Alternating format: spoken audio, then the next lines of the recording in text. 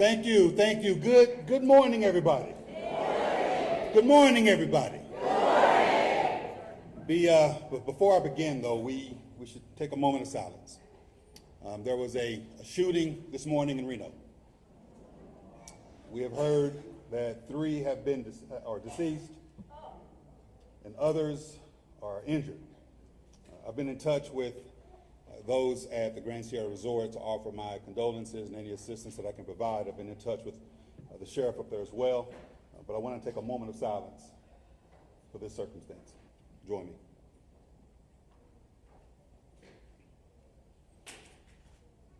Thank you.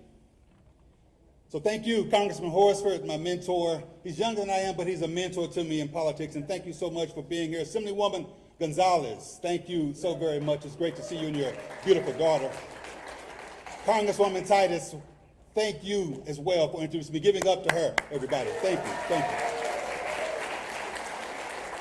I am so humbled to be here, to look out and see so many Nevadans gathered here because we all believe in something pretty basic.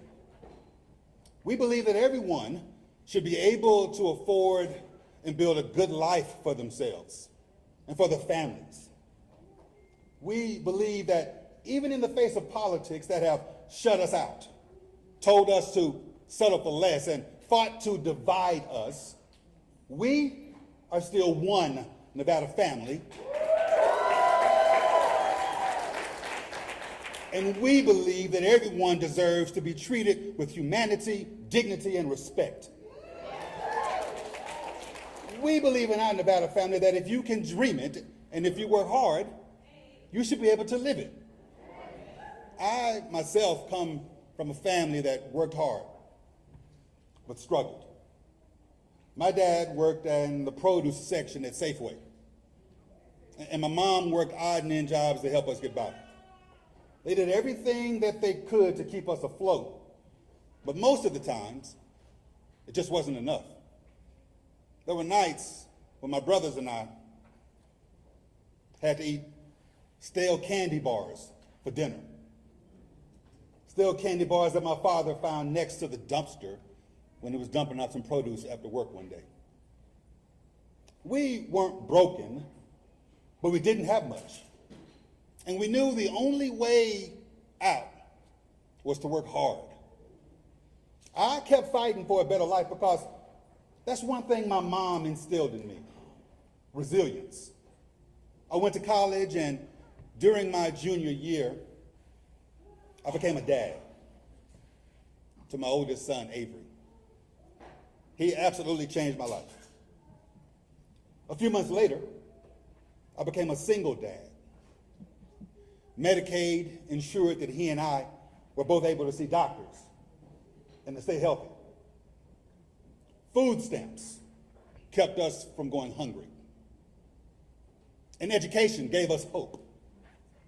I never gave up.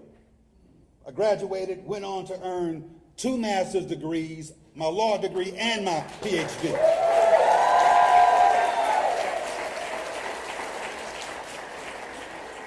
I became a public school math teacher.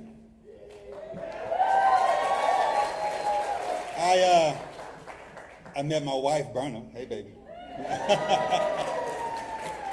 And we raised 4 boys together, including my nephew.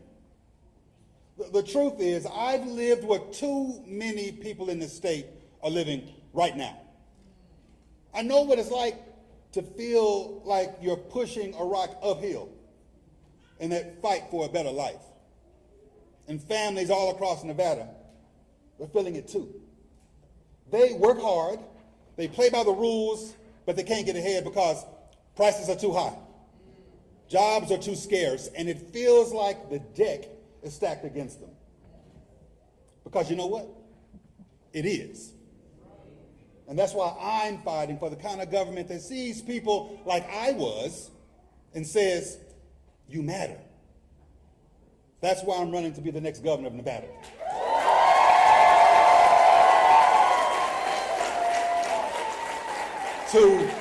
To build a state where every family and every neighborhood can get away. Because kids who grow up with hardworking parents who sometimes can't afford to keep the lights on or afford to put food on the table, they deserve to grow up one day and experience their own unique version of the American dream. Because parents who struggle to make ends meet in an economy that is already rigged in favor of the wealthy need someone who understands their struggle and will fight for them.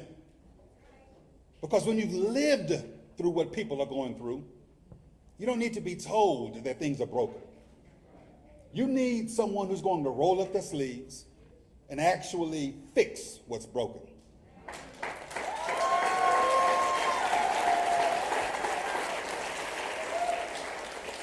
When my family and I moved back to Vegas, my oldest son asked me, Dad, why would you move us to a state that's ranked last in education?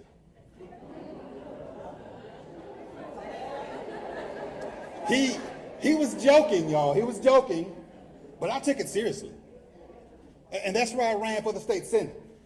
And in my first session, I worked with both parties to give teachers and parents more control over how their decisions could be made with their schools. Because there's no place of partisanship in our schools, and as a teacher, I actually never cared what party my students or their families belonged to. I cared about their futures. Later on, when my son was graduating from college, I asked him if he planned to come home. He said, Dad, why would I come back to Nevada? You have no jobs. He said out loud what a lot of people in the state have been thinking, and that this economy isn't built for them. That even when you play by the rules and work hard, you still can't afford to build a life. That's when I knew we had to do something bigger. So as Senate Majority Leader, I went to work. I worked with both Democrats and Republicans to bring in new sectors like tech, like clean energy and advanced manufacturing to create more good-paying jobs all across the state. We funded affordable housing for veterans. We raised pay for state employees, including our state police.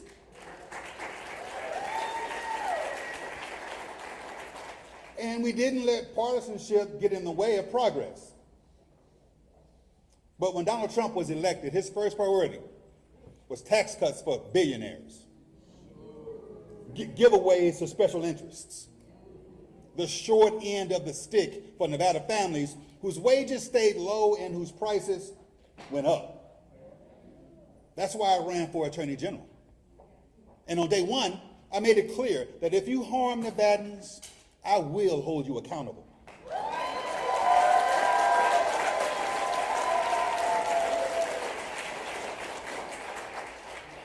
And I mean that without fear or favor. That's why I've taken on big drug companies. And I've won more than $1.2 billion in settlements. I've sued insurance companies trying to deny folks care. I've gone after corporate landlords who are jacking up prices and pricing out families. I've sued Trump and the Biden administration. I've sued both Trump and the Biden administrations because to me, it doesn't matter what side of the aisle you're on. If someone hurts Nevada families, I'm not backing down.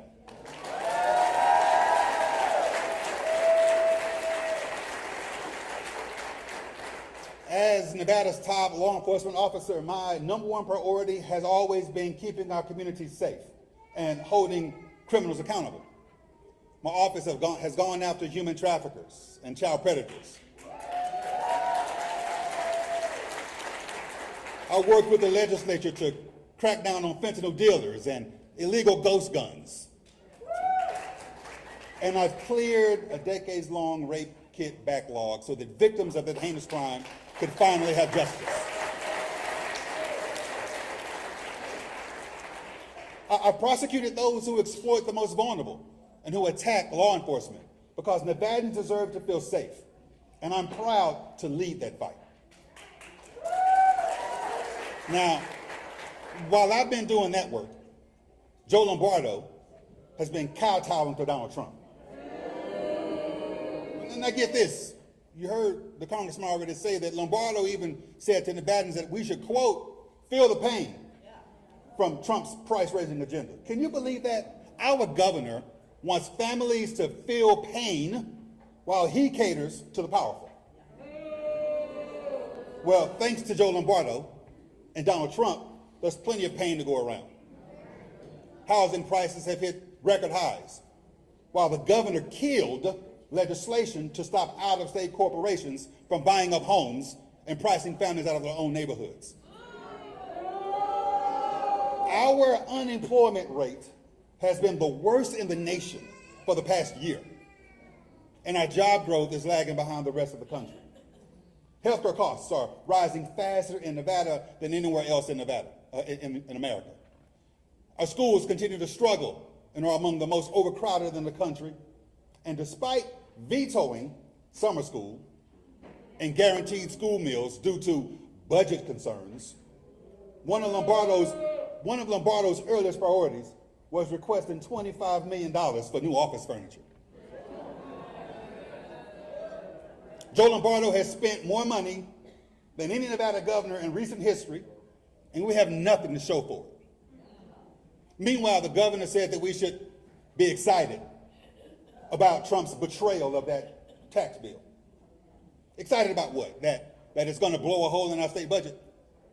That it's going to rip health care away from over 100,000 Nevadans?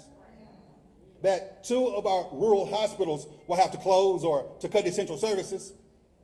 Or maybe we should be excited about slashing SNAP benefits for more than 500,000 Nevadans who rely upon them. Or that the bill will cause our state to lose clean energy jobs and energy costs to rise. And all of this to pay for tax cuts for billionaires while increasing the national deficit by $3 trillion. That's not leadership. That's letting us down. Last month, I was at a meeting with the South Washoe County Democrats, and I met a woman who had just been laid off. She told me how hard it's been to find steady work, how she's been doing everything right, but she lies awake at night worried that she might lose the home she shares with her husband and their son. She says she doesn't know what the future looks like anymore. Real people, y'all, our neighbors and friends, are impacted by the policies that we make and enforce as elected officials. Our hardworking Nevadans across the state are seeing their costs rise because Joe Lombardo would rather cater to special interests and Donald Trump than to stand up for Nevada families. No more. Because here's what we're going to do when I'm governor. We're going to bring down prescription drug prices to the Medicare negotiated price for everyone.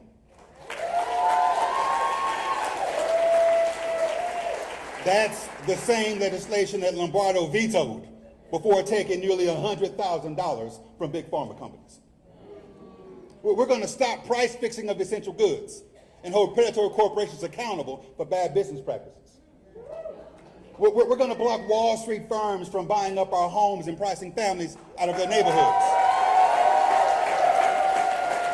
We're going to build more housing at every level to create a more attainable market. And we'll fight to make sure that Nevada workers, including union labor, are at the center of that effort. We're going to guarantee breakfast and lunch for every public school student. No stigma, no paperwork, just an investment in the future of our state. We're going to fund summer school, especially for kids who need additional support. And you bet we're going to ensure that jobs in this state pay enough to live, with benefits, protections, and a pathway to a stable life. It's time Nevadans had a governor who says yes to Nevada families and no to big corporations. It's time to stop sliding backwards, and it's time to start moving forward. Forward means making housing attainable and affordable for all Nevada families. Moving forward means building an educational system that helps students thrive and helps teachers to teach. Moving forward means good-paying union jobs with livable wages. Moving forward means lower drug prices and higher expectations of what a governor can be and what a state can do.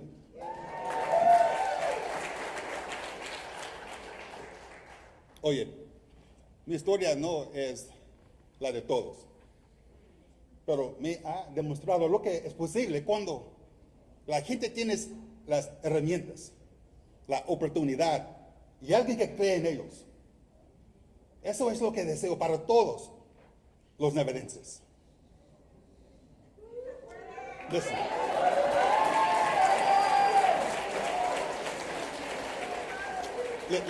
Listen. My story isn't everyone's, but it's shown me what's possible when folks have the tools, the opportunity, and someone who believes in them. That's what I want for every Nevadan. So if you're tired of the status quo and you're tired of people who won't stand up for you, you want someone who's going to fight for a Nevada that finally works for everyone, join us. Go to forwardfornevada.com. I want you to sign up. I want you to knock doors. I need you to chip in. I want you to help build this movement together. Let's move Nevada forward. Thanks, everybody. God bless you. God bless Nevada. And God bless the United States of America.